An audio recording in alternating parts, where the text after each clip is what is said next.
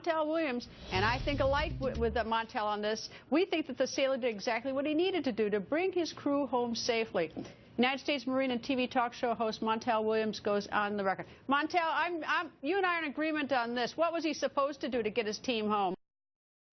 Greta, I got to tell you something. I got to thank you for covering it this way, making sure that all the points come in to the conversation. I have to correct something that the Congresswoman said a few minutes ago. Listen to me. Back in, this is 1981, 1982, I was in the USS Kitty Hawk battle group, transiting through the North Arabian Sea, going through then the South China Sea, and we picked up boat people. I got a humanitarian service medal for being a part of that battle group. We put guns on. We made sure they were on their knees, hands over behind their head. The thing we didn't do is film them and then broadcast it to embarrass them. For somebody to say that that's not the procedure by which our Coast Guard, our military boards every ship is incorrect. Now, let's come back to what our sailor did. He had no choice.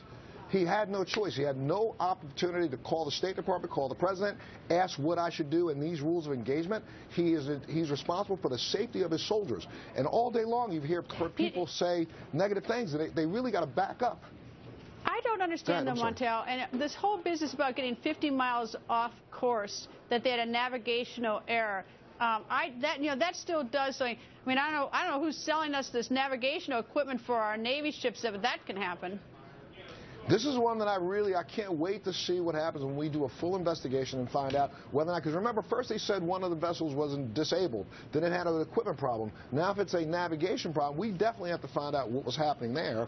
But at the same time, if we were in Iranian waters, then, they would have the right to do what they did. They do not have the right to attempt to embarrass or to film our guys, and that's what they did. And that's what we should literally be. And they certainly felt bold enough to do that. All right, now let me turn to another topic, Montel, that you and I also agree and talk about.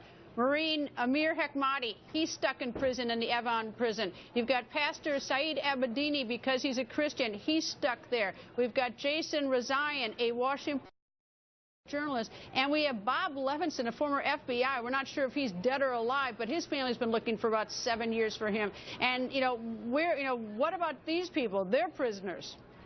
I got to tell you, Greta, 1,599 days. Everybody who hears our voice needs to go up today on GoFundMe.com/free Amir now.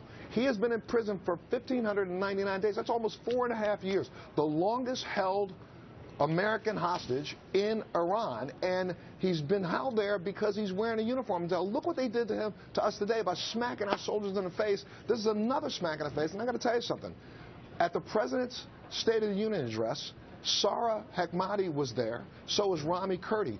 Both Congressman Kildee and Congressman Salmon gave up their seats so that they could be there, and that Speaker Ryan made sure that they sat together.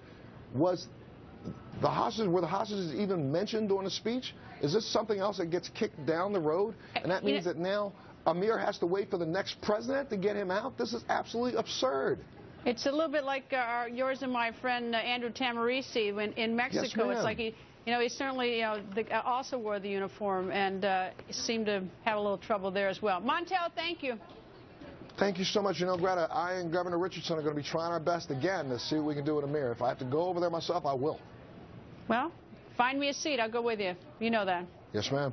I know you will. Thank you. The sister Marine Amir Hekmati writing a brand new op-ed on why she has new hope her brother will come home after nearly 4.5 years in that horrible Iranian prison. Now, I posted a link to that article on GretaWire.com, so you should check it out. And, of course, stay with On the Record and Fox News for instant live updates on this Iran ship investigation.